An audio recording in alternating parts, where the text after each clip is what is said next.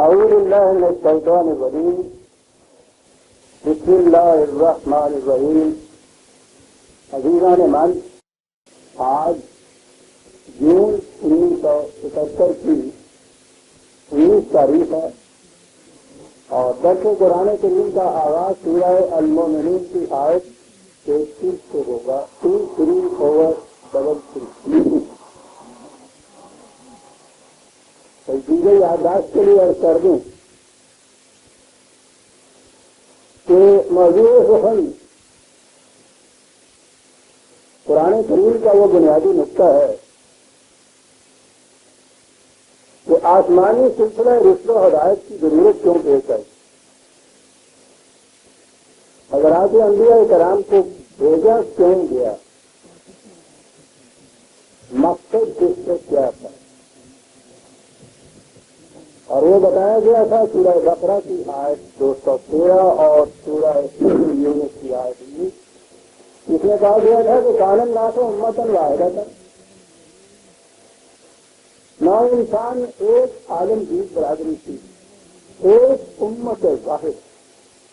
فاختلفوا، انہوں نے اختلافات پیدا کر، تفریق پیدا کر، آپس میں کوئی تفصیل پیدا کر دی، اور اس کے لیے سب آت اللہ النبیین مبشرین ومنذرین، اللہ تعالیٰ نے پھر انبیاء کرام کو بھیجا اور انہیں بتایا کہ یہ جو تمہارا طرز زندگی ہے کہ جس میں تم میں اختلافات پیدا ہو گئے، تفریق پیدا ہو گئی، تفرقہ پیدا ہو گیا، طبقات پیدا ہو گئے، اس کا نتیجہ تباہی اور بربادی ہوگا. اور اگر امت واحدہ بن جاؤ گے تو پھر تمہاری زندگی بڑی خوشگواریوں اور سرفرازیوں کی حامل ہو جائے. وہ صرف بات کہنے کے لیے نہیں آتے تھے بلکہ ایک عملی نظام قائم کرتے تھے.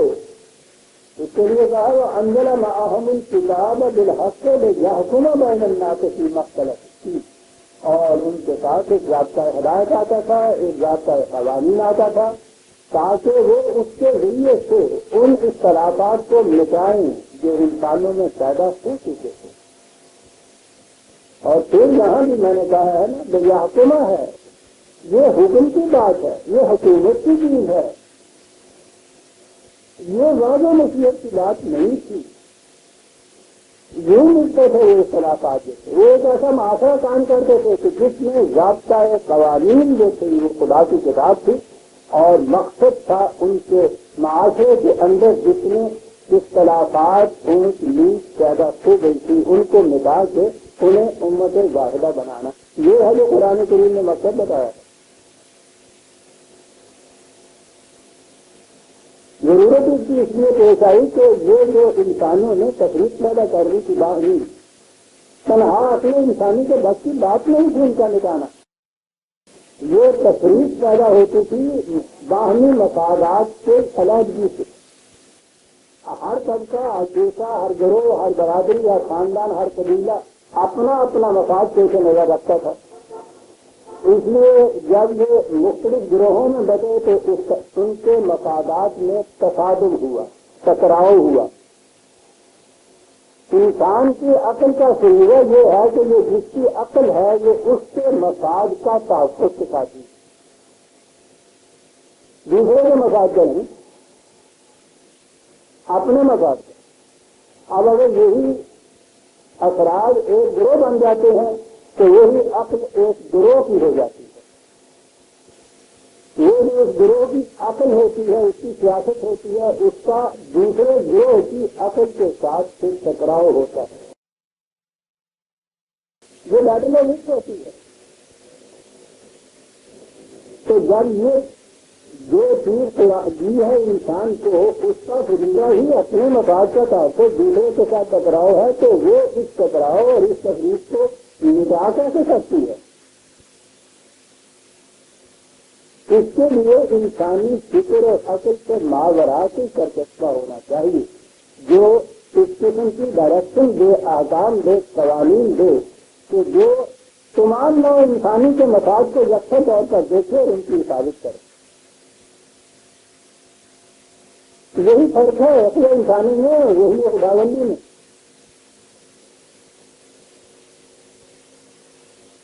یہ تمام انسانیت یہ رب العالمین ہے، کسی ایک فرد گروہ قبیلے قوم نسل کا رب نہیں ہے۔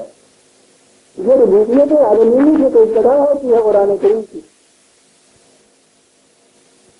اس لیے یہ چیز یہی کے ذریعے ہی ہو سکتی تھی، اور اس کے لیے پھر قرآن کریم میں انبیاء گزشتہ علیہ السلام اور سابقہ کی داستانیں ہمارے سامنے پیش کی، اور ان میں بات نمایاں طور سے یہی بتائی گئی کہ جس زمانے میں کوئی نبی آیا معاشرے میں تفریق کس قسم کی تھی۔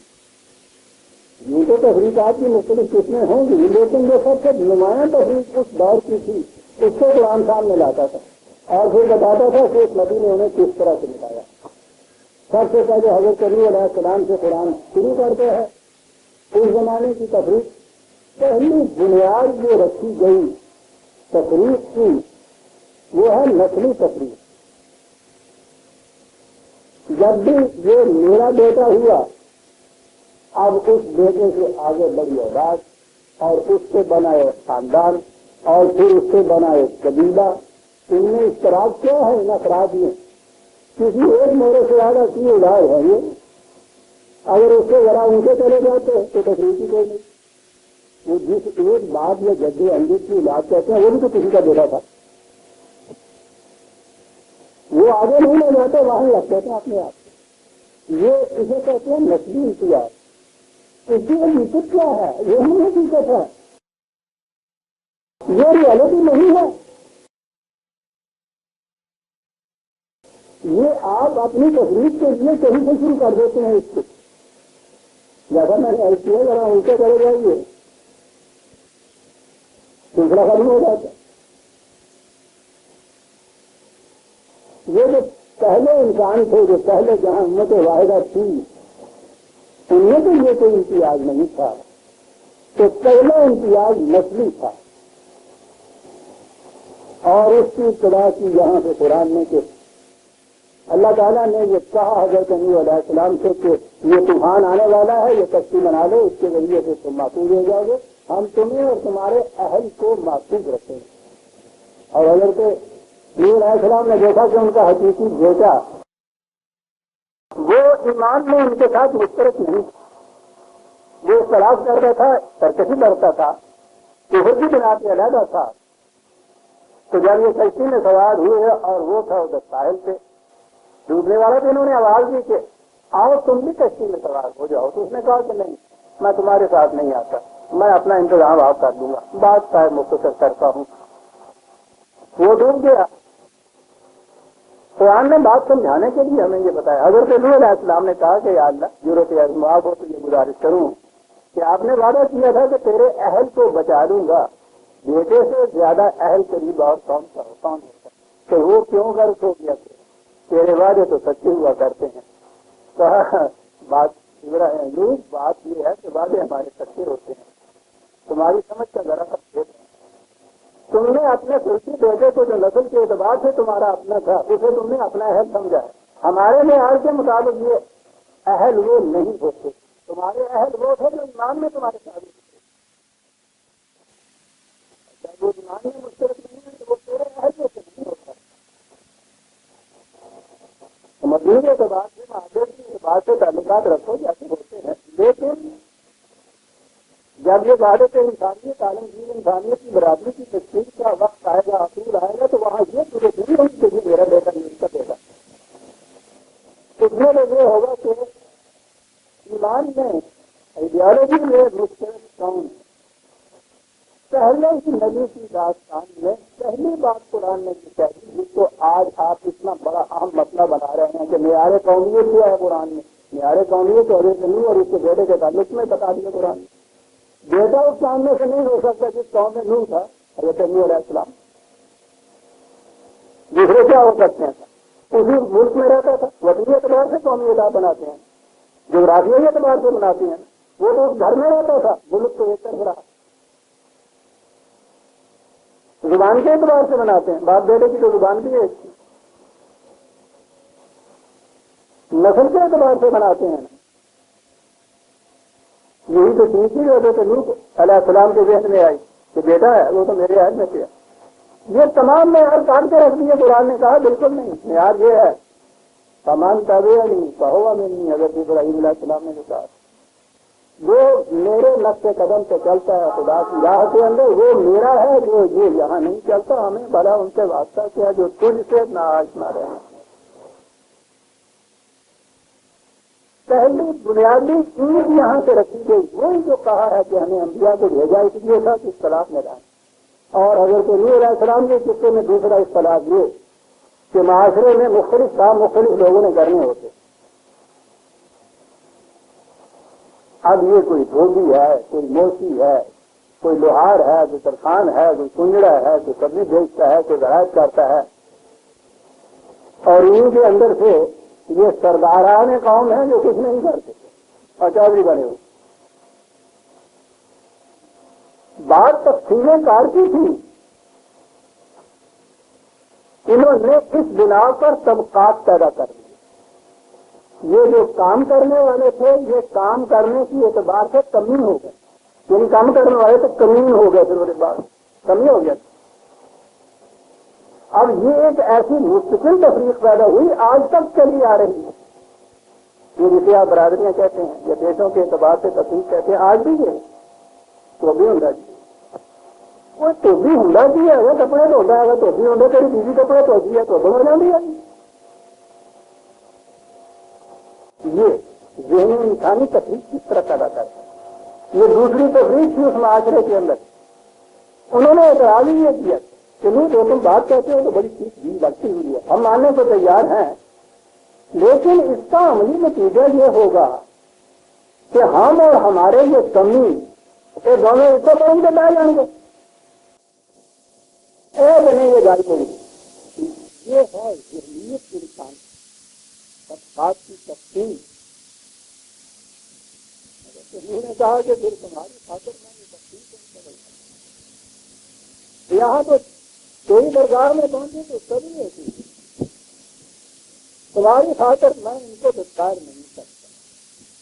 دوسری تقریب پہلے نبی کا قصہ دیکھ رہے ہیں آپ, چاہے کے لیے نبی آتے تھے اور کیا قرآن بتاتا ہے کہ کرتے کیسے آتا. اگلی قوم قرآن نے بتائی قوم عاد, حاکم اور معصوم کی تقریب. ارے ایک ہی قوم کے اندر یہ تقریب کیا, یہ بھی تقسیم کار ہے حقیقت میں. کچھ لوگوں کے ذمے یہ کام لگا دیا گیا تو بحاد مجموعی ملک کا قوم کا کچھ انتظام کیا کرے تھا. اب انتظام کرنے والوں نے اختیارات اپنے ہاتھ میں. اختیارات کا مطلب اقتدار ہو گیا. اقتدار کے معنی طاقت ہو گئی, طاقت کے معنی یہ حاکم ہو گئے. اور جب حاکم کو ہوا تو معصوم ہوگا ہی کوئی تو حاکم بنے گا, باقی معصوم ہو گئے. آپ دیکھتے ہیں کہ یہ تفریق ہے کیا.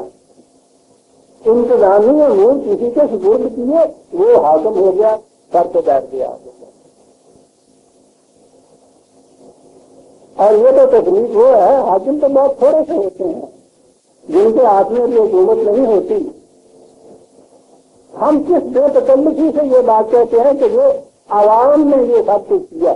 آپ کو پتا ہے کہ یہ ان کو عوام قرار دینے میں معنی کیا ہوتے ہیں, خود خواص بننا چاہتے ہیں نہیں. یعنی یہ عوام ہے تو یہ خواص ہے. سارا کچھ وہ کرنے والے عوام نے یہ کیا, یہ معذل ہیں, بندے سے گزر ہی نہیں آگے. حاکم اور معصوم کی تفریق قوم آج میں یہ بتایا قرآن نے. یہ تو کوئی تفریق نہیں, یہ تو انتظامی امور ہیں. گھر کا سا نقشہ رکھو, تقسیم کار ہے. یہ تو ذمہ داریاں ہیں تمہاری زیادہ پر. ان کو تو حکومت کہتے ہیں. یہ تفریق کو مٹائی تھی. اب ہم آگے آتے ہیں قوم سمود. یہ وہ دور ہے جب معیشت کا معیار غلہ بانی پہ تھا, مویشی پالنا. پہلے دور میں ذرائع ذرا بعد میں جا کر آئی ہے کہ غلہ بانی جو تھی بہت پہلے دور کی چیز تھی. اس غلہ بانی میں مویشی بڑی قیمتی متاع ہوتے تھے. جس کے پاس جو زیادہ ہوتے تھے وہ وہاں کا سردار ہو جاتا تھا، تھوڑے ہوتے تھے غریب رہ جاتا تھا. اب یہ جس کے پاس زیادہ مویشی ہیں اس کے مویشیوں کی ضرورت زیادہ ہے، چراگاہوں کی، چشموں کی، پانی کی. اب اس کے اوپر تصویریں کھینچ لیتے ہیں، یہ میری زمین، یہ میری چراگاہ، یہ میرے چشمے، اس میں ان کے مویشی نہیں آ سکتے، ان کی بھیڑیں نہیں پانی پی سکتی. یہ ہے جو قوم سمود ہمارے سامنے آتی. یہ تفریق جو ہے یہ زمین کی بنا پہ تفریق ہوئی نا. ایک زمیندار ہو گیا، دوسرے کو اس کا مظاہرہ کہہ لیجیے. دیکھا آپ نے یہ تفریق جو ہے پہلے دن سے جس نے ایک غلط اینٹ رکھی ہے کس طرح سے آج تک وہ چلی آ رہی ہے تفریق. سارے ادوار گزرتے چلے جا رہے ہیں. زمیندار کی اور مظاہرے کی تفریق جو ہے یا کمی جو اس کا ہوتا ہے اس کی تفریق جو ہے باقی ہے، آج بھی باقی ہے، اسی طرح سے باقی ہے. اس لیے کہ جب آدم اسٹیج پہ آیا ہے تو ابلیس نے ایک ہی بات کہی کہ اس کی وجہ سے مجھے اس طرح دھکارا تو گیا ہے، صرف ایک گزارش چاہتا ہوں، ذرا تماشا دیکھنا اس کی میں حالت کیا بناتا ہوں. یہاں پکنک کا ناچ نچا دوں گا اس کو، جس کی خاطر مجھے ذلیل کیا گیا ہے. لیکن ایسی بات صرف ایک چاہتا ہوں آپ سے، آپ رب العزت ہیں، صاحب اقتدار ہیں. ایسا نہ ہو کہ میرا ہاتھ اس کی گردن کے اوپر ہو اور آپ میرا ٹینٹوا دبا دیں اس وقت. یہ تو برابر کی لڑائی جنگ نہیں ہوگی. آپ دخل نہ دیجیے گا درمیان میں، سانو دونوں کو دینا. اور اس کے لیے ضرورت ہے کہ جب تک آدم اس سرہ ارض پہ رہے اس وقت تک میں بھی رہوں. اور یہ اس کو وعدہ دے دیا کہ ٹھیک ہے سر. یہ بات ہے کہ حضرت نوح کے دور میں بھی ابلیس موجود تھا، آج بھی ابلیس موجود. اگر جو ذکر ہے آدم جوان ہے لاتو مناد، تفریق آج بھی وہی آپ دیکھتے ہیں، وہی حضرت نوح کے زمانے کی تفریق پیشوں کی موجود. قوم عاد کی تفریق جو تھی حضرت ہود والی حاکم و محکوم کی موجود. قوم سمود کی تفریق آج ہمارے سامنے آتی ہے، زمیندار اور مظاہرے کی تفریق. قرآن کریم تعارف کراتا ہے 26/146 کہہ لیجیے 26/146 بتا یہ رہا ہے کہ حضرت صالح علیہ السلام ان کی قوم کی طرف آئے تھے. بات میں یہیں سے شروع کرتا ہوں جو انہوں نے کہا کہ اتترکون فی ما ہاہنا آمنین فی جنات وعیون وزروع ونخل طلعها حضیم وتنحتون من الجبال بیوتا فارہین. کہا کہ یہ میں جانتا ہوں کہ یہ بڑے بڑے چشمے تمہارے پاس ہیں، چراگاہیں تمہارے پاس ہیں، باغات تمہارے ہیں، کھیتیاں تمہاری ہیں، پہاڑوں کے اندر پتھروں کو تراش کے تم اتنے محکم اور مضبوط محلات قلعے بناتے ہو. اپنے ذہن میں تم سمجھتے ہو کہ بہت کچھ ہے ہمارے پاس اور بڑی حفاظت کا سامان بھی اپنا کر لیتے ہو. یہ ٹھیک ہے، طبی طور پہ تم نے یہ سب کچھ کر لیا، لیکن میں تمہیں بتاتا ہوں کہ غلط نظام جو ہے وہ اس سے بھی زیادہ سامان خوشحالی اور سامان حفاظت کو لے کر ڈوب جایا کرتا ہے. بات نظام پہ ہے. جو نظام تم نے جلا رکھا ہے اس کا نتیجہ تمہاری تباہی ہوگی. نہ یہ باغات اور یہ کھیتیاں اور چراگاہیں اور یہ چشمے رہیں گے تمہارے پاس، نہ یہ محلات اور تمہارے قلعے تمہارے پاس رہیں گے. یاد رکھو تمہاری صرف داستانیں باقی رہ جائیں.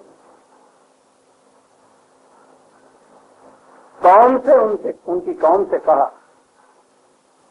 کہ ولا تطیعوا امر المسرفین.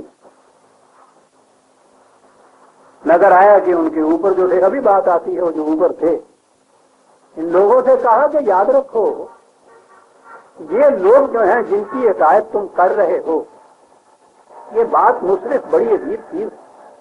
ہمارے ہاں تو عام طور پہ اسراف کہتے ہیں نا فضول خرچ کو. تو اب اگر ترجمہ یہ کیا جائے کہ یہ جو فضول خرچ لوگ ہیں ان کی اطاعت نہ کرو، ان سے کہا جائے گا کہ صاحب ہمیں اس سے کیا خرچ ہے، وہ فضول خرچ ہے یا پیسہ سنبھال کے رکھتے ہیں.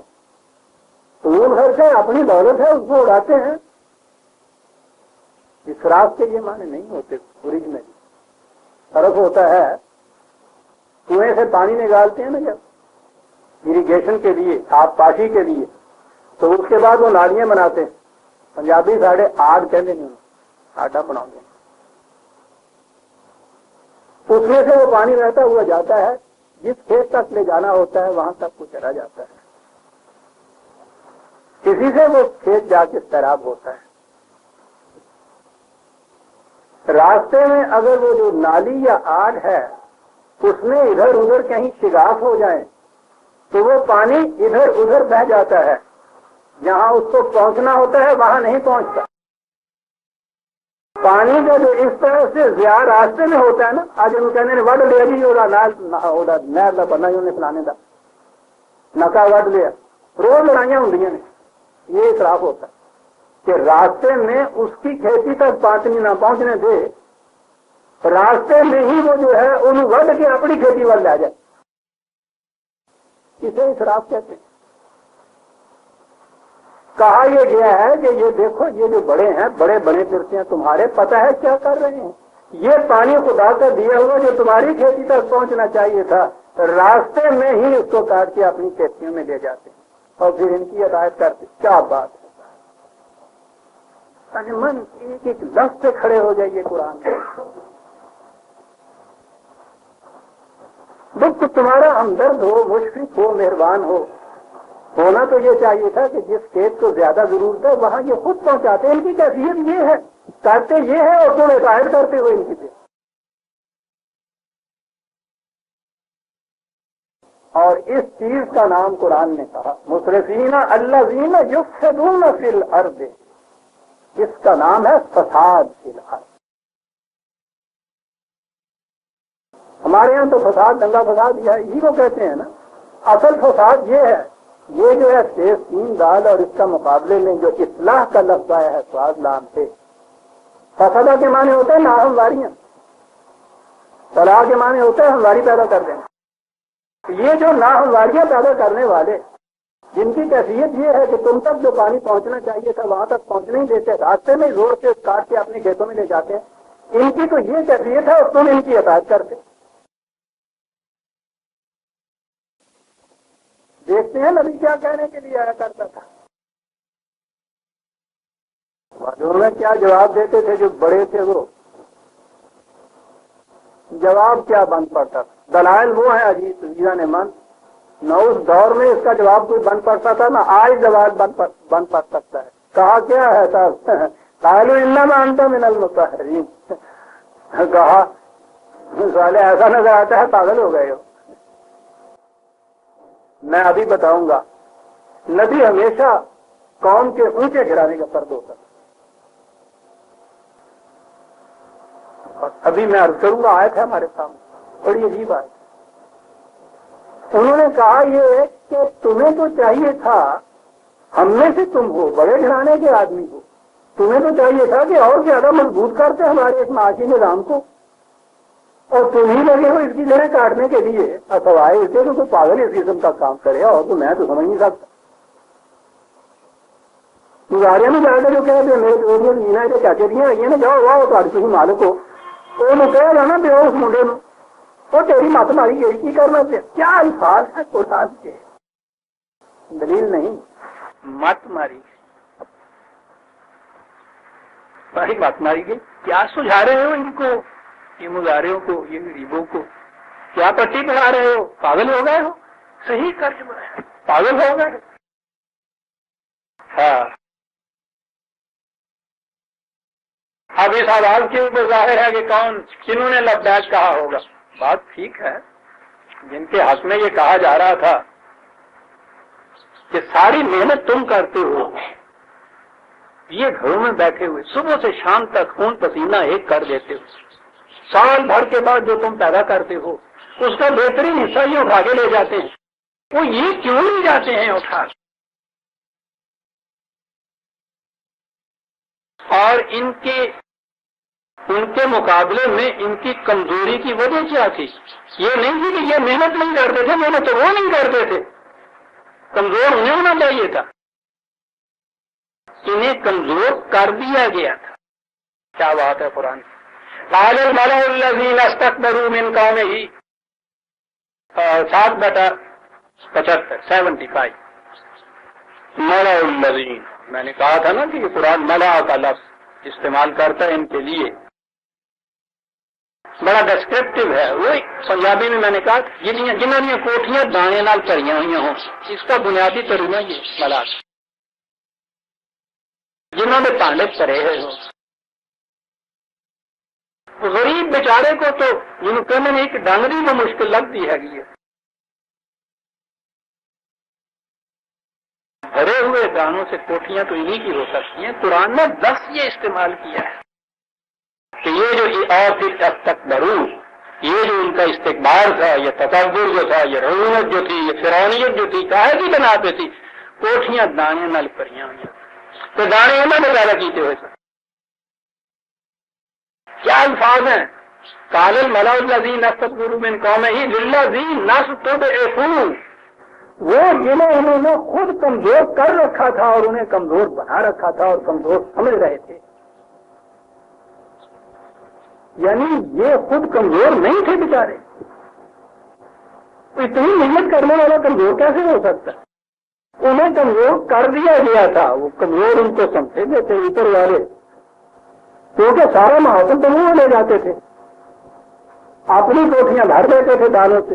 تو یہ نانے شبینہ کے بھی محتاج ہو جاتے تھے، لہذا کمزور ہو گئے. وجہ بتائیے نا قرآن.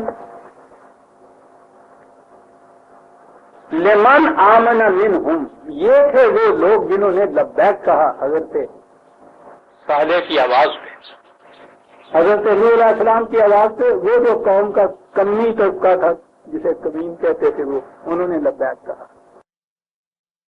حضرت ہود کی آواز پہ معصوم طبقے نے لبیک کہا. حضرت صالح کی آواز پہ یہ مزاروں کا طبقہ جو نیچے والا تھا، میں آج کی اصطلاح میں مزارے کہہ رہا ہوں، وہ تو ان سے بھی بری حالت ان کی ہوتی تھی. وہ سلیوری کا دور تھا، غلامی کا زمانہ تھا. انہوں نے لبیک کہا اور کہا ان سے یہ کہ کیا تم اس کی باتوں میں آ گئے ہو؟ کہا یہ ہے اتعلمون ان صالحا مرسل من ربہ. صالح کے خلاف، حضرت صالح کے خلاف نہیں، بلکہ وہ جو پیغام دے رہا ہے خدا کا، اس پہ اعتراض ہو رہا ہے. بات تو ساری اس کے پیغامی کی ہوتی ہے. انبیاء کرام جو آتے ہیں ذاتی حیثیت سے تو ان کے ساتھ ان کی دشمنی نہیں ہوتی، معزز ترین فرق ہوتے ہیں اپنے معاشرہ سے. وہ جو پیغام آ کر دیتے ہیں، وہ جو دعوت پیش کرتے ہیں، اور وہ دعوت ان کی نہیں ہوتی، خدا کی طرف سے دی ہوئی، وہ تو پیش کرتے ہیں. کہا کہ کیا تم بھی اس کی طرح سمجھنے لگ گئے کہ یہ تمہارے خدا کی طرف سے بات ہے کہ یہ کہہ رہا ہے؟ ہوا کہ ہم سے ساری زمینیں چھین نہیں جائیں. نہ کہیں دیکھا نہ کہیں سنا. تو گویا یہ کمزور طبقہ جس کو کمزور کر دیا گیا تھا، جس کو وہ کمزور سمجھتے تھے، قرآن کا لفظ فی الحقیقت یہ کمزور نہیں تھے. یہ ہے کہ اعجاز قرآن کا جو ایک لفظ استعمال وہ کرتا ہے.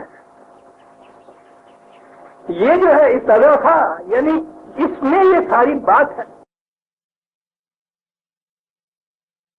ان سے یہ کچھ کہا، وہ جو میں کہتا تھا کہ ابھی عرض کروں گا، اس کی ریفرنس تھی 7/75 7/75.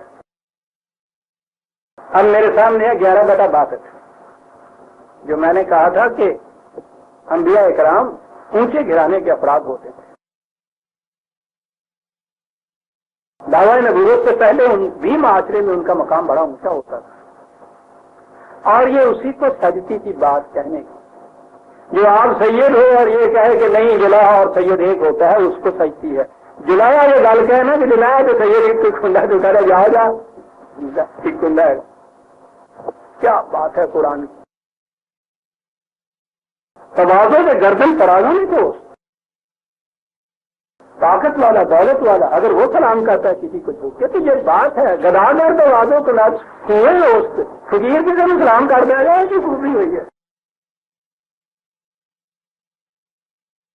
یہ انبیاء کرام جو آ کے یہ کچھ کہتے تھے اگر یہ جسے ہم آج کی اصطلاح میں نچلا طبقہ کہتے ہیں اوپر کا طبقہ فوراً یہ بات یہ کہہ دیتا کہ ٹھیک ہے جی اپنی زمین خوشی ہوئی ہے نا کیونکہ اپنی زمین کہتا یہ ہے کہ اللہ کہتا ہے یہ لو اللہ اس کی زمین پہ لانے آیا ہے. کیا وہ رہا ہے کہ جس کو باپ کی طرف سے خود وراثت میں اتنی جاگیر مل رہی ہے اتنے ممتاز گھرینا کا آدمی ہے وہ اٹھ کے یہ بات کہتا ہے ان سے کہ تمہیں کوئی حق حاصل نہیں ہے اس زمین کے رکھنے. وہ ان سے کہتا ہے یہ مظاہرے سے کہ اٹھو یہ سنبھال لو. یہ کون ہوتے ہیں درمیان میں یہ کرنے والے؟ آپ نے دیکھا کہ انبیاء کرام کو اونچے گھرانے سے کیوں پیدا کیا جاتا؟ سنیے کیا کہتے ہیں. قالوا یا صالح قد كنت فینا مرجوا قبل هذا. تمہارے ساتھ تو ہماری بڑی امیدیں وابستہ تھی کہ اللہ کا شکر ہے تو ہمیں بڑا ہونہار بچہ پیدا ہو رہا ہے بڑا ذہین بڑا قدیم. بس ایسا نظر آتا ہے کہ یہ جو دو چار ٹکڑے رہ گئے ہیں نا باقی کسی کو یہ ایسا چکر رہ گیا جی رہ جا رہی ہے ادھر سامنے بڑھیوں میں ایسا سمجھ نا.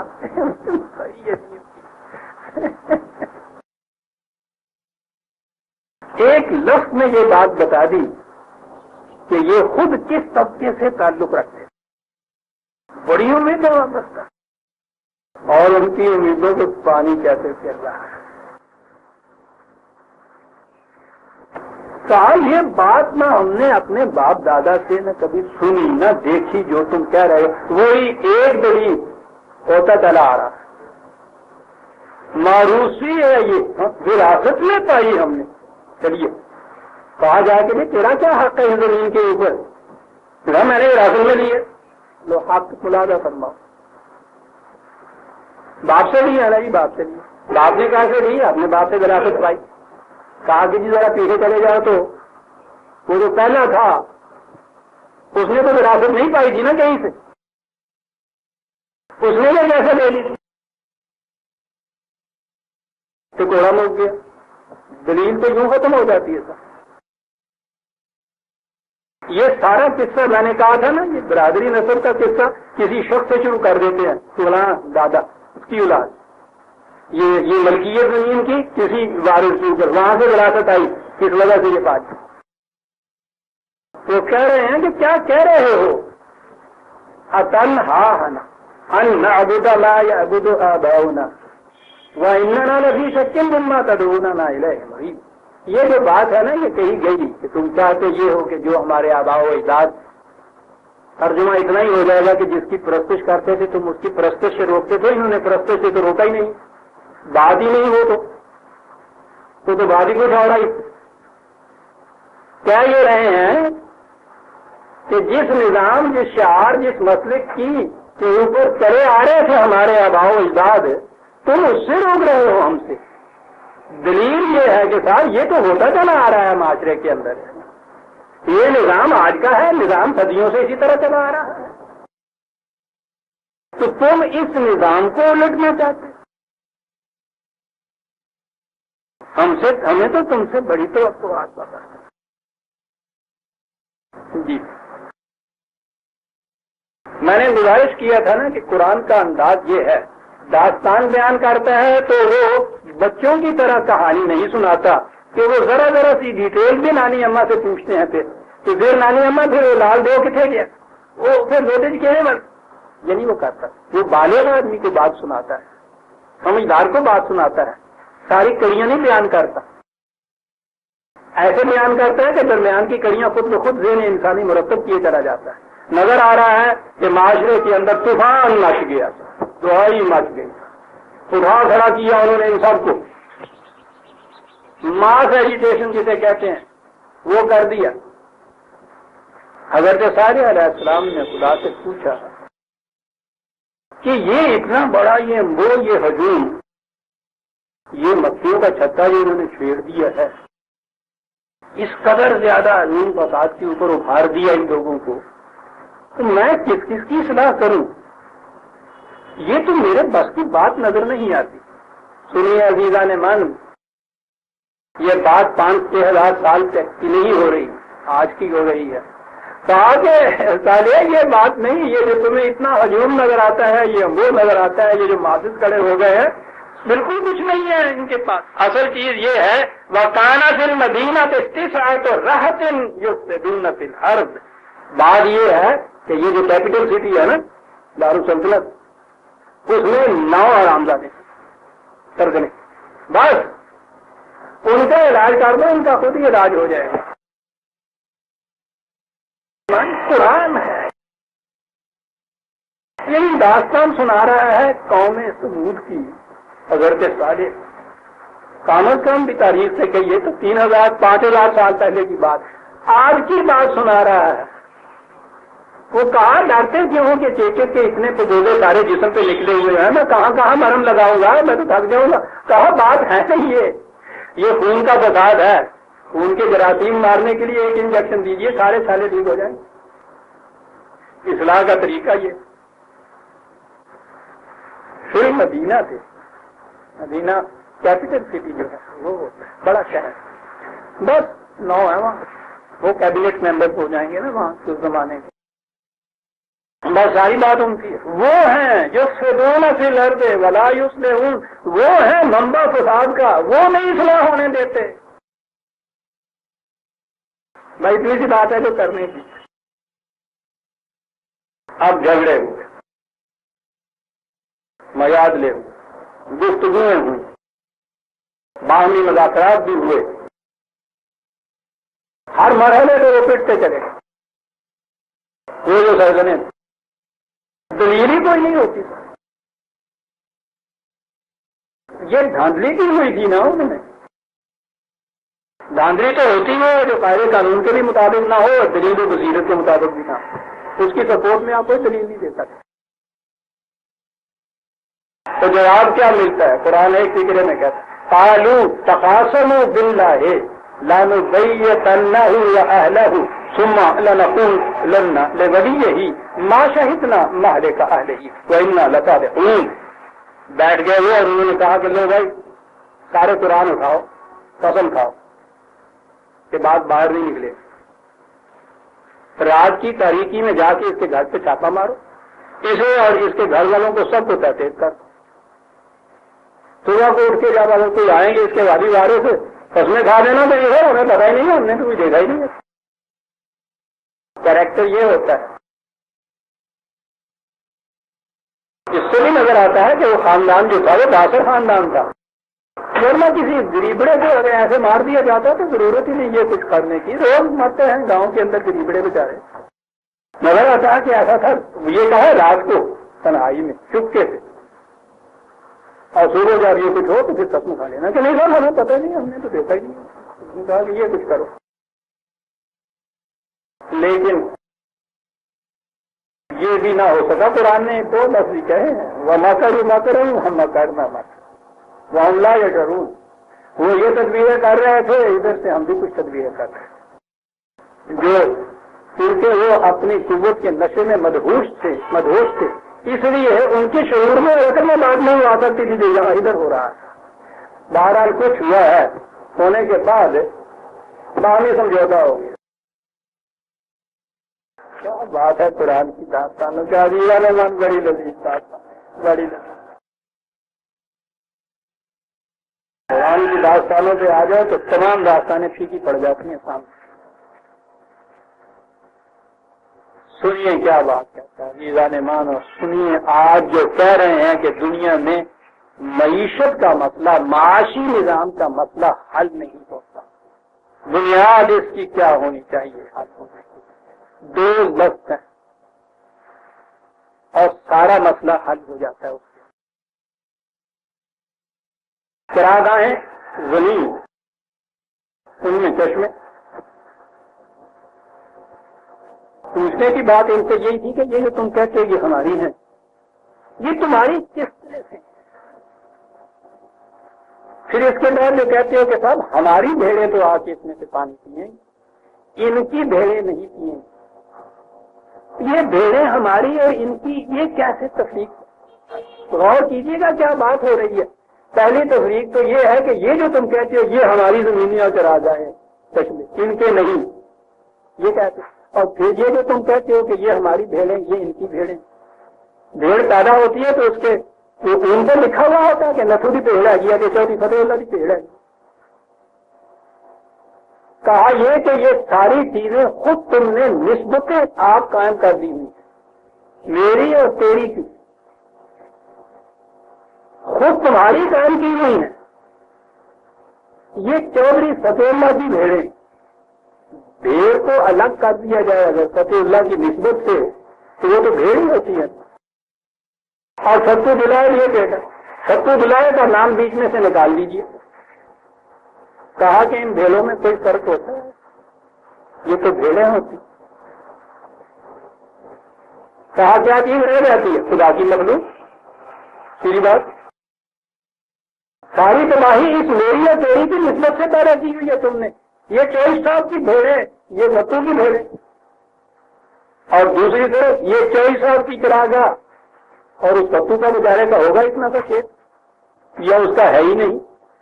کہا یہ نسبت جو تم نے آپ سے پیدا کی ہوئی ہے نا زمینوں کے اوپر بھی اور ان مواشیوں کے اوپر بھی سارا فساد اس وجہ سے پیدا. سنیے عزیزان من پلے باندھ رکھیے اور حیوانات حقیقت کے سامنے لکھ رکھیے 4 لفظوں حل سنیے. کہا کہ یہ نسبتیں جو درمیان میں ہیں ان نسبتوں کو مٹا دو. یہ انسانوں کی خود وضع کرتا ہے. ان کی مصالحت ہوئی ہے. قرآن کہتا ہے ایک معاہدہ ہوا ہے. اس معاہدے میں کیا چیز لکھی گئی ہے عزیزان من سنیے چھوئیے. میں نے کہا ہے نا کہ ابدی طور پہ معاشی نظام کا حل بتا دیا. کہا کہ حاضر ہی ناقۃ اللہ یہ ایک اونٹنی ہے. یہ نہ چودھری فتح اللہ کی ہے نہ یہ نتھو دلائے کی. کسی انسان کی طرف اس کی نسبت نہیں کرنی. اونٹنی ہے بس اونٹنی ہے. یہ کہو اللہ کی اونٹنی. جب بھی آپ اللہ کی کوئی چیز کہہ دیں گے تو انسانوں کی نسبت اور ملکیت اس میں سے نکل جائے گی. اس سے نیچے کچھ بھی کہیں گے کسی نہ کسی انسان کی بات رہے گی. یہ اگر کوئی فتح اللہ کا نہیں ہے تو منتقل ہو کے بیٹے کی طرف آ جائے گا بیچ دے گا دوسرے کی طرف چلے جائے گا. انسان کی طرف نسبت رہے گی. اور جو ہی آپ نے یہ کہا کہ نہیں یہ اللہ کی ہے انسانوں کی ملکیت کا سوال اٹھ گیا. انسانوں کی نسبت سے ملکیت ہوتی ہے. ملکیت کچھ ہے نہیں ہوتی. کہا 2 چیزیں یاد رکھو. ایک تو یہ جو تم نے نسبتیں مقرر کر رکھی ہیں نا مواشیوں کی تو یہ ان کی بھیڑیں یہ ان کی بھیڑیں یہ ان کی اور ان کی کیا بھیڑیں ناقۃ اللہ اللہ کی بھیڑیں. فضرو ہے جو پابندیاں تم نے عائد کر رکھی ہیں نا وہ پابندیاں اٹھا دو چھوڑ دو. کیا کن فی ارض اللہ اللہ کی زمین ہے اس کے اوپر اللہ کی اونٹنی کو چھوڑ دو بات ختم ہو. ارض اللہ کہنے سے انسانوں کی ساری ملکیت کا تصور ختم ہو گیا. کہاں ملکیت کچھ نہیں ہوتی تم نسبت مقرر کر لیتے ہو اس کی. سمجھے نا یہ جو جسے آپ مداخلہ کہتے ہیں گھر میں یہ کہا کہ کی ہوتا ہے نا اس کا بچوں کو جو ہم سمجھایا کرتے ہیں یہی ہوتا ہے نا بیٹے. یہ اضافت ہوتی ہے اس کی. کہا یہ اضافت جو ہے درمیان میں سے اٹھا دیجئے ملکیت کا تصور ختم ہو جائے گا. اللہ کی زمین اللہ کی یہ مخلوق اللہ کی مخلوق کو اللہ کی زمین میں چھوڑ دو. ضرور ہے پابندیوں میں تم نے عائد کر رکھی ہیں ان کو ہٹا دو بس ٹھیک ہے. اللہ کی زمین اللہ کی مخلوق چلے چیزیں تھا ٹھیک ہے. بڑا دوست ہوا مت روکو کوئی تکلیف نہ اس کو پہنچانا کہ ہمارے کھیت میں آگے جو ہمارے کھیت میں دوسرے کا بیل آتا ہے تو پتا کس طرح میں دونوں لاٹھی مار مار کے چھوٹے کا چھوڑ دوں. خبردار اگر اس کو ٹچ بھی کیا تم نے خدا کی زمین میں خدا کی اونٹنی وہ چلیں گی. تم نے اگر ایسا کیا یعنی نسبتیں یہی قائم رکھی تو یاد رکھیے پھر ایسی تباہی آئے گی دردناک کہ اس کا مداوع کوئی نہیں. یہ تفریق ابدی نہیں رہ سکتا، یہ تفریق ابدی نہیں رہ سکتا۔ یہ ہے عزیزان من سارا بنیادی نقطہ معاشی نظام، خدا کی اونٹنیاں، خدا کی زمین۔ حضرت صالح علیہ السلام نے اپنے دور کی نسبت سے ناقۃ اللہ تھا، جہاں آگے یہ ختم ہوا ہے یہ سلسلہ وحی رسالت کا۔ نبی اکرم صلی اللہ علیہ وسلم نے ابو داؤد کی وہ حدیث صحیح تو چمکتی ہوئی نظر آ جاتی ہے پتھروں کے اندر عزیزان من۔ اسی پہ حضور نے یہ فرمایا کہ اللہ کی زمین اللہ کے بندوں کے لیے خالی چھوڑ، وہ صرف ناقۃ اللہ انہوں نے کہا تھا، حضور نے عباد اللہ کہا، اللہ کے بندے اللہ کی زمین۔ یہ ہے قرآن، یہ ہے حضور کا ارشاد، اس کے اوپر مبنی۔ کہا یہ ہے سمجھوتا تمہارے، نظر آتا ہے کہ وہ مجبور ہو گئے ہوئے تھے، سمجھوتا کر لیا، دستخط کر دیے، لیکن کیسے قائم رہتے اس کے اوپر، یہی تو چیز۔ سمجھوتے یہ کر لیتے ہیں ان مجبوریوں کے، 91/30 91/13 فقال لهم رسول اللہ ہے، وہی بات جو وہاں کی ہے، ناقۃ اللہ ہے وسقیا، اللہ کی اونٹنی باریاں مقرر کر لو نا۔ اگر تم کہتے ہو کہ چشمے پہ جگہ تھوڑی ہوتی ہے، سب کی سب ایک وقت میں نہیں آ سکتی، تو باریاں مقرر کر لو نا جی، ان کی یکساں ہوں گی سب کی، نسبت کسی کی طرف ہوگی نہیں۔ کہہ لو نا کہ اتنی بھیڑیں ایک وقت میں فلاں چشمے پہ اتنی بھیڑیں آئیں گی، فلاں چراغاں میں اتنی بھیڑیں آئیں گی، بس باریاں مقرر کر لو، طے ہو گیا، دستخط ہو گئے۔ لیکن کیسے دستخط ہو سکتے؟ کہتے ہیں انسان کا خون جو ہے اس میں یہ نمکین ہوتا ہے، اس لیے اگر کسی درندے کے منہ کو اس کا خون لگ جاتا ہے تو وہ کسی دوسرے کا خون پہ پیتا نہیں، انسان کو تلاش کرتا ہے، یہ تو پتا نہیں، لیکن انسان کا خون منہ کو لگا ہوا چھوڑتا ہے نہیں۔ اس مجبوری کے ماتحت یہ کر تو لیا، فکذبوہ، معاہدے کو جھٹلا دیا، فعقروہ، اونٹنے کی کونچیں کاٹ مار ہی دیا، مار مار کے نیٹ کر۔ قرآن درمیان کی تفصیلیں نہیں دیتا کہ پھر یہ جو طبقاتی نظام آخر ہوتا ہے، پھر اس کی تباہی کس طرح سے آتی ہے۔ دو لفظ سنیے عزیزان من، مسئلہ سارا زمین کا تھا جس پہ انہوں نے اپنے قبضے جما رکھے ہوئے تھے، اسی سے وہ ناہمواریاں پیدا ہوئی اونچ اور نیچ پیدا ہوئی تھی۔ قرآن تفصیل میں گئے بغیر انجام بتاتا ہے، کہا کہ انہوں نے یہ کچھ کیا، اپنا نظام اسی طرح سے قائم رکھا، اس معاہدے کے اوپر بھی قائم نہ رہے، یہ طبقاتی تفریق اور شدید ہوتی چلی گئی۔ اس کے بعد ہوا کیا؟ میں نے کہا ہے نا کہ مسئلہ زمین کا تھا اور اونچ نیچ کا تھا۔ قرآن اس طہارے میں بات کیا کرتا ہے؟ فَدَمْدَمَ عَلَيْهِمْ، ہم نے رولر پھیر دیا اس کے اوپر، علیہم ربہم، رولر پھیر دیا ان کو، بِذَنبِهِمْ، یوں ہی دھاندلی سے نہیں، ان کے جرائم کی بنا کے اوپر یہ ہوا کیا؟ فَسَوَّاهَا، ایسا جیسے ہو گئی، ساری زمین ایسی ہو گئی، دمدمہ رولر پھیر دیا، ختم ہو گئی یہ طبقات۔ دمدمہ علیہ ربہم، کیا بات! لفظ کے اندر آپ دیکھیے عزیزان من، صوتی اعتبار سے بھی نظر آتا ہے کہ ایک گرج سی آ رہی ہے، وہ ایسے جیسے وہ رولر چلنے کی آواز، دمدمہ علیہ ربہم بذنبہم، دھاندلی سے نہیں، ان کے جرائم کی وجہ سے۔ بلکہ جرائم تو ترجمہ ہم کرتے ہیں، عربی زبان میں تو بات ہی وہ ہوتی ہے جو چیز کسی کے پیچھے لگی ہوئی ہو، یہ دم کو کہتے ہیں، چپکی ہوئی پیچھے جہاں جائے ساتھ جائے۔ تو اس قسم کے غلط نظام کے انجام جو ہے باہر سے نہیں آتے، وہ تو اس کے پیچھے لگے ہوئے ہوتے ہیں، چپکے ہوئے ہوتے ہیں کہ چلو ان کے ظہور کے آنے کا وقت الگ ہوتا ہے، ذمے ہی، اور اس کا نتیجہ فصل وہ سب کیا تھی امتیازات سب ختم کر کے یکساں کر دی، ساری زمین لیول کر دیے جیسے آپ کہتے ہیں اونچ نیچ کو۔ اور سنیے عزیزان ایمان، یہاں کہنے کے بعد کہا ولا یخاف عقباہا، جب کسی کے جرائم کے نتیجے میں یہ تباہیاں آتی ہیں تو پھر خدا کا ہاتھ کانپا نہیں کرتا، جب وہ پھر ہاتھ ڈالتا ہے پھر وہ ڈرتا نہیں کسی کی چیخ سے کہ کیا ہو۔ کہا یہ ہوتا ہے انجام اس قسم کی غلط نظام کا جس میں یہ طبقاتی تفریق پیدا کر دی جاتی ہے۔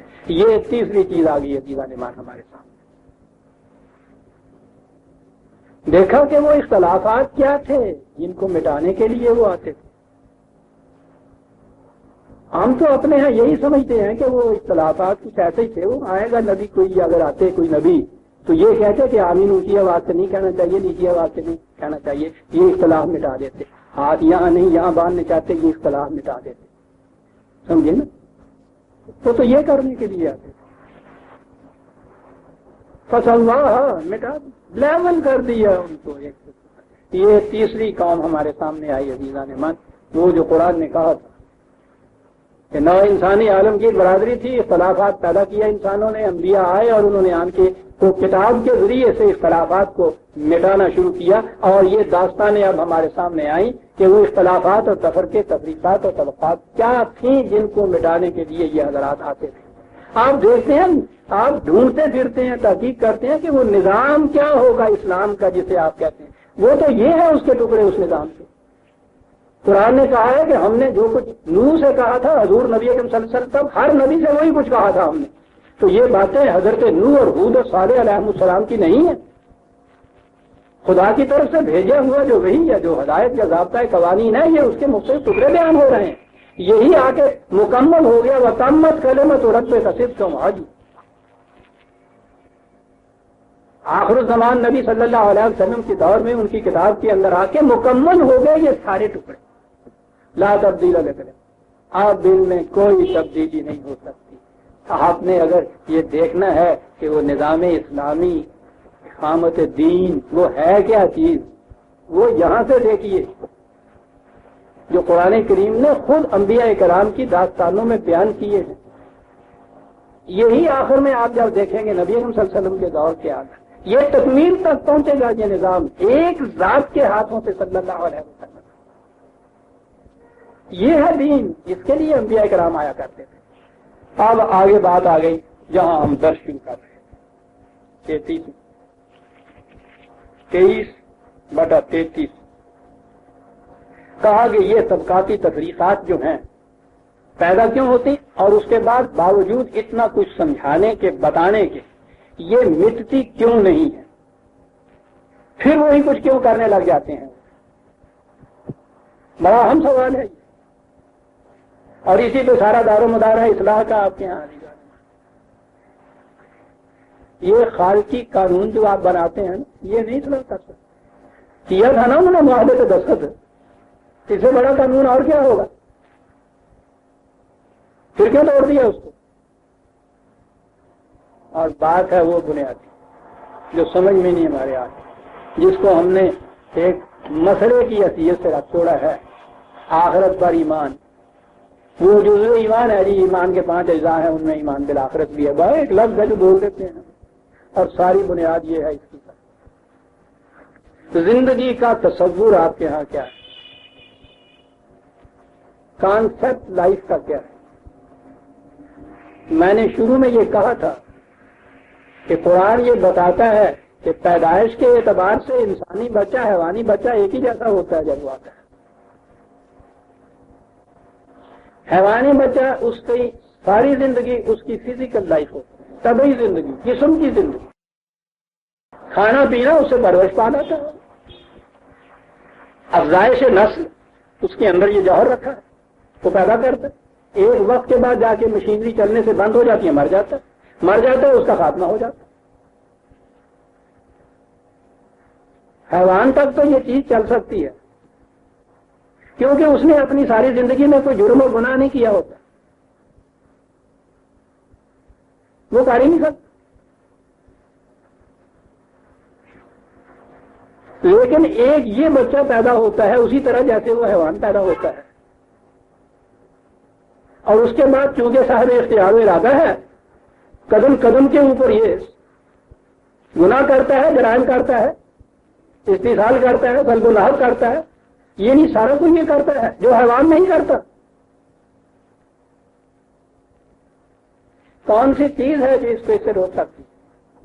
یہ آپ کے یہاں معاشرتی قوانین ہے نا، جس کو آپ کہتے ہیں تبدلی قوانین، سوسائٹی کے قوانین، سوسائٹی کے قوانین نے کوئی اصلاح کر دی ہے آپ کے؟ اپنا ملک نہیں، دنیا بھر کے ممالک کو لے لیجیے، کون سا ملک ہے جس کے اندر یہ قوانین موجود نہیں کہ دھوکہ دینا بڑا جرم ہے، چوری کرنا جرم ہے، جھوٹ بولنا جرم ہے، دوسرے کو ستانا جرم ہے، دوسرے کی چیز دھاندلی سے لینا جرم ہے؟ کون سا ملک ہے، کون سی قوم ہے جہاں یہ قوانین نہیں؟ اور کوئی ملک بھی ایسا ہے کہ جس میں یہ جرائم نہ ہوتے ہیں؟ کیوں نہیں مٹ رہے؟ جیسا کہ میں مثال دیا کرتا ہوں، بیل کو بھوک لگتی ہے، وہ باہر چلا جاتا ہے، جو کھیت پہلے سامنے آتا ہے وہ اس میں منہ مارتا ہے، وہ اپنے مالک کا ہو دوسرے کا ہو،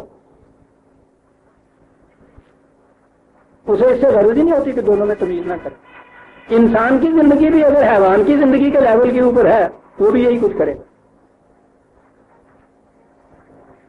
دانا ای می کارب آ حاصل برس امت بر امت دیگر چرت، یہ بیل نہیں، یہ قومیں ہیں، ان کم وقتوں کی کیفیت یہ ہے کہ اپنا کھیت چھوڑ کے دوسرے کے کھیت میں چلتے ہیں، بوتا یہ ہے کاٹتا وہ ہے۔ یہ جو چیز ہے، حیوان تک تو یہ چیز گناہ ہے نہیں، جرم نہیں ہے، انسان میں آ کے یہ چیز جو تھی اس کو جرم قرار دیا جب ہی ہر معاشرے نے قانون بنایا نا کہ ایسا نہیں ہونا چاہیے، اور قانون روک نہیں سکا۔ کیوں نہیں روک سکا؟ انسانی زندگی حیوانی زندگی کی قرار پا گئی۔ ٹھیک ہے، کھانا پینا، عیش کرنا، بچے پیدا کرنا، ان کے لیے کوئی چھوڑنا، اور اس کے بعد مر جانا۔ اگر کانسیپٹ لائف کا یہی ہے، کوئی اصلاح انسانی زندگی میں ہو ہی نہیں سکتی۔ حیوانی زندگی ہو اور قوت اس کم وقت کو ملی ہو لا انتہا، شیر کیا پھاڑے گا کسی کو جو انسان پھاڑتا ہے دوسرے؟ قوتیں اتنی ملی ہوئی ہو اس کو، اور ہو حیوانی لیول یعنی فزیکل لیول کا تصور ذہن میں۔ عزیزان من سوچیے تو صحیح، ذرا نظر دوڑائیے، اس سے زیادہ ہے کوئی تصور لائف کا ہمارے سامنے؟ یہ قانون جو ہے تمدنی سوسائٹی کا، اس کا لحاظ وہ کرتا ہے جس کو ڈر ہوتا ہے پکڑا جاؤں گا تو کوئی چھڑا نہیں سکے گا، میں چھوٹ نہیں جاؤں، صاحب اثر نہیں ہے، صاحب سفارش نہیں ہے، کوئی دولت نہیں ہے جو رشوت دے دے گا، وہ غریب مارا جاتا ہے نا۔ جن کے پاس یہ مینز ہیں وہ بندلاتے پھرتے ہیں، ان کو تو پرواہ نہیں ہوتی، حایت آدمی ہے اوپر ہے، وہ قانونی بدل دیتے۔ چلیے، لیکن اگر کانسیپٹ یہ ہے کہ انسان کی زندگی ہے یہ سبھی حیوان کی زندگی کی طرح نہیں ہے، اس کا ایک ایک عمل، ایک ایک فعل، حتیٰ کہ قرآن کے الفاظ میں دلوں میں گزرنے والے خیالات، ہر چیز نتیجہ پیدا کر کے رہتی ہے، خواہ وہ سوسائٹی کی گرفت میں آئے یا نہ آئے۔ اور اگر یہ چاہے کہ یہاں مر جانے کے بعد یہ چھوٹ جائے تو یہ نہیں چھوٹ سکتا کہ مر جانے سے جسم تو اس کا مر جاتا ہے، یہ نہیں مرتا۔ جس نے یہ کچھ کیا تھا وہ نہیں مرتا، یہ کچھ جسم تو کرتا ہی نہیں ہے۔ آپ کا اگر ارادہ نہ ہو چیز نہ چرانے کا تو آپ کا ہاتھ اٹھا کے چرا لے گا، وہ چرا ہی نہیں سکتا، یہ ارادہ ہاتھ تو نہیں کرتا، ارادہ تو میں کرتا ہے۔ میں نے یہ کہا، میں نے یہ ارادہ کیا، وہ کہتا ہے کہ بس یہ ہے جی فرق۔ آپ سمجھ لیجیے عزیزان من، کفر اور ایمان کا فرق یہ ہے یہ صرف جو خدا پہ ایمان لانا آپ کہتے ہیں نا عملاً وہ یہ بات ہے. انسان کا اپنی ذات پہ ایمان لانا، اس بات پہ ایمان لانا کہ میری زندگی حیوانی زندگی نہیں ہے. ایک اور چیز بھی ہے کہ میرے ہر عمل، ہر فعل کا نتیجہ اس کے اندر ثبت ہوتا رہتا ہے. وہ ایک اسٹور ہاؤس ہے، وہ ایک لاؤ ہے جس پہ وہ نقش ہوتا چلا جاتا ہے، وہ نہیں مٹتی مرنے سے. یہاں معاشرے کے جرائم سے بچ بھی جاؤں اگر میں، اس کے باوجود وہ نہیں مٹتی وہاں. حتیٰ کہ معاشرہ بھی اگر کسی جرم کی سزا دے دیتا ہے تو دو چیزیں ہوتی ہیں. ایک تو آپ نے وہ ارادہ کیا کسی چیز کے چرانے کا، بیٹھے رہے، سامنے وہ بھی بیٹھا رہا جس کی چیز تھی، گھڑی میز پہ رکھی تھی، ذہن میں یہ تھا کہ یہ ادھر کہیں ہٹ کے جائے تو لے جاؤ. وہ ہٹ کے گیا نہیں، آپ نے چرایا نہیں. کسی قانون کی روح سے یہ جرم نہیں. لیکن وہ جو انسانی زندگی کے اندر ایک شے ہے نا، جسے میں نے ابھی کہا وہ قرآن، میں اس کو کہتا، اس نے جرم کر دیا. سوسائٹی اگر سزا بھی دے سکتی ہے تو یہ جو اس کی گرفت میں جرم آتا ہے نا، ایکچولی جو میں نے چرا لی ہو کوئی چیز، وہ ہے جرم اس کی نگاہ میں. وہ اس کی سزا تو دے دے گی، یہ تو اس کی گرفت میں کا بات نہیں آتی کہ یہ جو آپ ارادے کرتے ہیں اور کامیاب نہیں ہوتے. قانون جرم ہی نہیں ہے یہ چیز. یہ وہ جرم ہے جو قرآن یہ کہتا ہے کہ انسان دوسرے کے خلاف نہیں اپنے خلاف کرتا ہے. قرآن کی بنیاد جرم کی اس نے کہا یہ ہے، علی نفسہ یکسب علی نفسہ. یہ تم سمجھتے ہو کہ میں نے اس کی چوری کر لی ہے، نہیں، تم نے کچھ اپنی چوری کی. تم سمجھتے ہو اس پہ زیادتی کی ہے، نہیں. انفسہم یظلمون، اپنے آپ پہ کچھ زیادتی کی ہے. وہ جو میں کہا کرتا ہوں، وہ مجذوب فرنگی جس کو کہا اقبال نے، نیٹشے، بڑی عجیب شخصیت ہے، خدا کا منکر. لیکن سوچئے بات کیا کہتا ہے. وہ کہتا ہے کہ جو جرم تم نے میرے خلاف کیا تھا اسے میں تو معاف کر دوں گا، لیکن اس سے جو جرم تم نے اپنے خلاف کیا تھا اسے کون معاف کرے گا؟ اسے تو میں بھی معاف نہیں کروں. یہ ہے وہ جرائم جو وہ انسان کی ذات اپنے ساتھ لے کر آگے چلتی ہے، جسے ہم کہتے ہیں آگے چلتی ہے. وہ بھی تو تصور کبھی فرصت ہوئی تو سمجھاؤں گا کیا ہے. آگے اور پیچھے کا سوال ہی نہیں. زندگی جو روانت تو روا خواہت بود، مسلسل چلتی ہے. یہی جو ذات انسان کی ان تمام اعمال کے اپنے نتائج کو اپنے اندر لیے ہوئے خود چلی جاتی ہے. کہاں؟ قرآن کہتا ہے کہ عدالت کی طرف خود چلی جاتی ہے.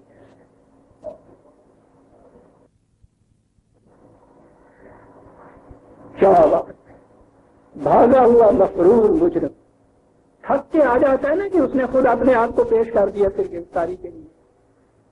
قرآن کہتا ہے کہ یہ یہاں سے چلے گئے، تم نے کہا ختم ہوا، کس کا ختم نہیں ہوا.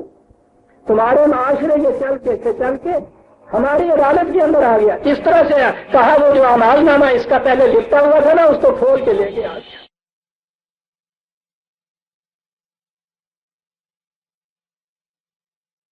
تو ہم کہتا اتنا ہی فرق تھا. وہاں یہ لکھتا ہوا تھا اس کی گردن کے اندر سامنے، وہاں لپٹا ہوا تھا. یہاں آیا تو کھول کے ہمارے سامنے پیش کیا ہمارے سامنے. ہم نے کہا کہ ہمیں ضرورت نہیں ہے پڑھنے، اقرا کتاب خود ہی پڑھ دے گا. اونچی آواز سے پڑھنا، سب سن لیں، سب سن لیں. عزیزان من، جب میں یہاں پہنچتا ہوں عزیز، پوچھئے نہیں کیا حالت ہوتی ہے. کتنے ایسے ہیں جن کے خلاف ہم نے اپنے دلوں میں کیا کچھ نہیں سوچا. کتنی چیزیں ایسی کی نہیں ہوتی جن کا ان کو علم نہیں ہو سکتا. کوشش ہوتی ہے علم نہ ہونا پائے. عزیزان من، وہ سب وہاں موجود ہوں اور اسے وہاں ان کے سامنے بآواز بلند یہ پڑھ رہا ہو. جسے جہنم کہتے ہیں، اس سے بڑا جہنم اور کیا ہو سکتا ہے. کسی ایک کے سامنے جسے آپ نے دوست کہہ رکھا ہے، اس کے خلاف جو آپ نے کوئی سازش کی ہے، اس کا پردہ اگر چاک ہو جائے، ساری عمر آپ اس کے سامنے منہ نہیں دکھاتے. وہاں کی حیثیت یہ ہوگی کہ یہ سب کہا. اس کے بعد پھر سوال ہوگا کہ خود پڑھ دیا، اقرار جرم تو ہو گیا، عدالت میں کھڑا ہے، کہا ہمیں ضرورت ہی نہیں کسی اور کو نہ بلانے کی نہ پوچھنے کی، کچھ نہیں۔ آگے بات ہوئی سزا، کہا کہ سزا بھی تم خود ہی مقرر کیا کر دو، وہ تو وارد ہو رہی ہوتی ہے اس کے اوپر،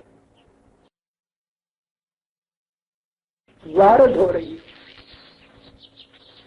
یہ ہے جہنم۔ کہا یہ جتنی دھاندلیاں آپ دیکھتے ہیں نا ان داستانوں میں، ہم نے تمہیں سنائی، آئیے اب 23/33 وقال الملأ من قوم الذين كفروا وكذبوا، ان لوگوں نے سرکشی برتی، تقریب کی، کہا یوں ہی جھوٹ بولتی ہو، اس کا انجام یہ ہوتا ہے۔ کہا یہ کیوں کہا؟ وَكَذَّبُوا بِلِقَاءِ الْآخِرَةِ، وہ اس چیز سے انکار کرتے کہتے تھے زندگی، یہاں کی زندگی ہم نے اتنا سامان کر رکھا ہے کہ ہم یہاں کسی کی گرفتی میں نہیں آئیں گے۔ وَأَتْرَفْنَاهُمْ فِي الْحَيَاةِ الدُّنْيَا، یہاں وہ کہتے تھے ہم دیکھیے کیسے موج کر رہے ہیں، اور ایک طبقہ اور اس نے بتایا یہ تو وہ ہے نا جو مانتے ہی نہیں تھے، وہ مانتے ہیں۔ وہاں قرآن نے وہاں کہا کہ جب ان سے کہا جاتا ہے کہ صاحب یہ کچھ نہ کیجیے، وہاں جانا ہے، دیکھیے وہاں جنت میں جانا، وہ کہتے ہیں کہ صاحب تمہیں پتہ نہیں ہے، ہم نے انتظام کر دیا، ہم یہاں عیش کر رہے ہیں، اللہ نے چاہا ہم وہاں بھی عیش کریں گے، ہم نے تو جنت یہاں خرید رکھی ہے، مولوی صاحب نے کہا تھا کہ مسجد بنا دیجیے، جنت میں گھر بن جائے گا، میں نے بنا رکھی ہے۔ قرآن کہتا ہے، جب کہا جاتا ہے وہ کہتے ہیں کوئی بات نہیں، ہم وہاں بھی عیش ہی کریں گے۔ اطرفناہم فی الحیاۃ الدنیا، یہ وہ ہے نا بڑی خوشگواریاں، بڑی سہولتیں، یہ وہاں کی جنت یہی خرید سکتے ہیں نا جن کے پاس یہ اتنی دولت ہوتی ہے، یہ بیچارہ تو یہاں کی روٹی نہیں خرید سکتا، اس لیے وہاں کی جنت کیا خرید، مرے کو مارے کیا مدار ہے۔ اطرفناہم فی الحیاۃ الدنیا، کہا کیا کیا کہ ما ھذا الا بشر مثلکم، لوگوں کے لیے وہ کہتا ہے کیا ہے تمہارے جیسا کہ انسان ہے، یاکل مما تاکلون منہ ویشرب مما تشربون، دیکھتے ہو تمہاری طرح روٹی کھاتا ہے، تمہاری طرح پانی پیتا ہے، تمہاری طرح رہتا کہتا ہے، یعنی ان کے ذہن میں یہ بٹھائی کہ ایسا کہنے والا کوئی مافوق بشر ہونا چاہیے۔ ہاں اس کی تو بات مانو، اس کی بات کیا مانو؟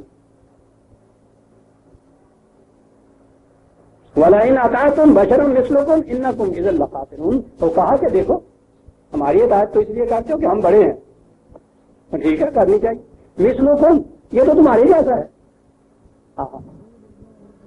جو تمہارے جیسا ہے اس کی اطاعت تو بڑوں کی کیا کرتے، یہ تو نہیں کہتا میں بڑا ہوں، یہی چیز اس کے خلاف پیش کی جا رہی ہے۔ مثلکم، یہ آپ کے خواص جو ہیں یہ عوام میں سے نہیں کہلاتے اپنے آپ۔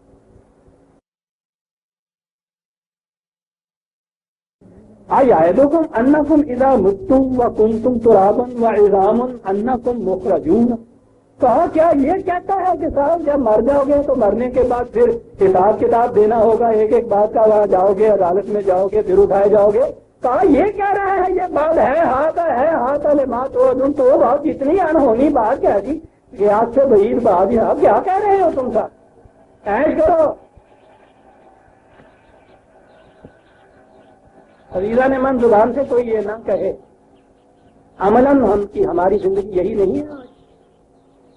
کسی کو بھی خیال آتا ہے ناجائز طریقے کے اوپر کچھ خریدتے ہوئے، اگر وہ سوسائٹی کے قانون کو سیٹسفائی کرتا ہے یا اس کا انتظام کر لیتا ہے کہ گرفت اس کی نہ ہو، معاشرے میں اس کی تو بہت بڑی عزت ہوتی ہے، کبھی یہ خیال آتا ہے کہ اس کے بعد اس کا کوئی حساب دینا، جس کو خیال یہ آ جائے گا وہ کبھی بھی خواہ کوئی دیکھے یا نہ دیکھے، معاشرے میں قانون بھی نہ ہو عزیزان من، کبھی وہ یہی کہا ہوگا ہاں ان ہی اللہ حیاتنا الدنیا نموت ونحیا وما نحن بمبعوثون، بابا زندگی یہی اسی دنیا کی زندگی ہے، بس یہی بچے پیدا ہوتے ہیں، یہی ہمارے سامنے لوگ مر جاتے ہیں، اللہ اللہ خیر صلی کیا کہہ رہا ہے کہ صاحب اس کے بعد حساب کتاب دینا ہوگا، سر راہ بکواس ہے، کچھ نہ اس کی مانو۔ ان ہوا الا رجل افترى علی اللہ کذبا، بجائے اس کے کہ یہ کہہ کہ میں یہ کہتا ہوں، خدا کی طرف سے باتیں کر رہا ہے کہ اب خدا نے یہ کچھ کہا ہے، وما نحن له بمؤمنین، ان سے کہا جاؤ جو مرضی کی کر دو، ہم کچھ نہیں مانتے۔ قال رب انصرنی بما کذبون، وہاں وہ پھر نصرت خدا بندی کو پکارتا کیا ہے صحیح نظام خداوندی آؤ ذرا میری مدد کرو، ذرا ان کی خبر لی جائے، چھوٹی سی ہی اس کی جماعت صحیح، وہاں سے کسی دوسری جگہ جا کے صحیح وہ اس نظام کو قائم کرتا ہے۔ اعلیٰ عما قلیل لیصبحن نادمین، وہ ان سے یہ کہہ کے جاتا ہے کہ کچھ لمبا عرصہ نہیں لگے گا عزیزان مانا، پھل پک چکا۔ نظر آتا ہے انبیاء کرام آتے اس وقت تھے جب یہ چیز شدید شدت تک پہنچ جاتی تھی، آخر تک چلا جاتا تھا معاملہ۔ کیا کوئی زیادہ دیر بات نہیں ہے، تھوڑی دیر کے بعد تم دیکھو گے کہ کس قدر تم نادم اور پشیمان ہوتے ہو اپنی اس روش پہ جس پہ آج اتنا اترا رہے ہو۔ فَأَخَذَتْهُمُ الصَّيْحَةُ بِالْحَقِّ فَجَعَلْنَاهُمْ غُثَاءً، خدا کے عذاب کی گرفت نے اس طرح سے ان کو آگے پکڑا کہ وہ کیا لفظ ہے، واہ، رومی جنہوں کہتے ہیں یہ جو ڈمپ پھینکنے کا کوڑا کرکٹ پھینکنے کا جو کچھ ہوتا ہے، کہا یہ جو یوں بنے پھرتے تھے اتنے سکتے کوڑے کرکٹ کا ڈھیر بن کے رہتے ہیں۔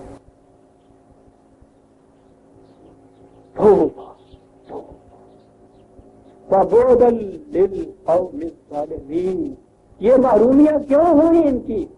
اس لیے کہ جس چیز کو جہاں ہونا چاہیے تھا اسے یہ وہاں نہیں رکھتے۔ واہ، ظلم کے معنی عربی زبان میں یہ ہے، کہا یہ ان کے ساتھ ہوا۔ ثُمَّ أَنشَأْنَا مِن بَعْدِهِمْ قَرُونًا آخَرَ، قوم نوح کو، قوم عاد کو، قوم ثمود کو تم نے دیکھا، کہا اس کے بعد پھر اسی طرح سے قومیں آئیں اور اسی طرح سے پھر یہ سارا کچھ ہوتا رہا۔ وہ اختلافات مٹانے کے لیے آتے رہے، یہ اختلافات پیدا کرنے کے لیے آتے رہے۔ کتنا وقت لمبا تو اس قوم کو لگ جاتا ہے۔ آپ کو معلوم ہے کوئی پروسیس بھی کسی سائنٹسٹ سے پوچھیے، بڑا لمبا عرصہ لگتا ہے، وہ لیبارٹری میں جو کچھ کر رہا ہوتا ہے، وہ یہ یہاں ملاؤ، یہ یہاں کرو، اسی ٹیمپریچر دو، اتنے دن اس میں رکھو، اتنا یہ کچھ کرو، بڑا لمبا پروسیس ہوتا ہے۔ آخر میں پھر ایک وہ نقطہ آ جاتا ہے جس میں وہ سارا کچھ پروسیس ختم ہوتا ہے، تو اچانک اس میں سے وہ نتیجہ برآمد ہو جاتا ہے۔ وہ جو اسی وقت لیبارٹری میں گیا ہوتا ہے وہ یہ کہتا ہے کہ میرے سامنے دیکھا میں نے ٹیسٹ ٹیوب کے اندر یوں ہی پانی کا تھا اور اس کے اندر ساتھ یوں دیکھا ہم نے تو اس کے اندر سے یہ کوئی بن کے نکل آیا، تو قرآن کہتا ہے کہ یہ یوں ہی اسی وقت بن کے نہیں نکل آیا۔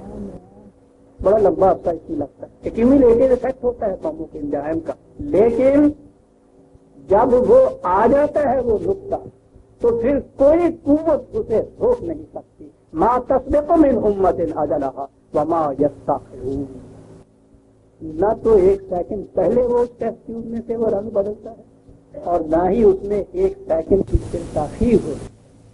خدا کا یہ قانون ہے جو کبھی نہیں بدلتا۔ اس کے بعد یہ کہا پھر کہ ہم نے پھر اور رسول بھیجے اور رسول بھیجے اور سلسلہ آگے چلاتا نظر آ رہا ہے۔ یہی جو ان کے ہاں کے تفریقات اور طبقات کی چیزیں ہیں انہیں کو مٹانے کے لیے چلا آ رہا ہے قرآن بیان کرتے ہوئے۔ آج وقت ہو گیا، ہم سورہ المؤمنون کی آیت 45 تک آ گئے عزیزان من، 44 آیت سے ہم آئندہ درس میں لیں گے انشاءاللہ۔ ربنا تقبل منا انک انت السمیع العلیم۔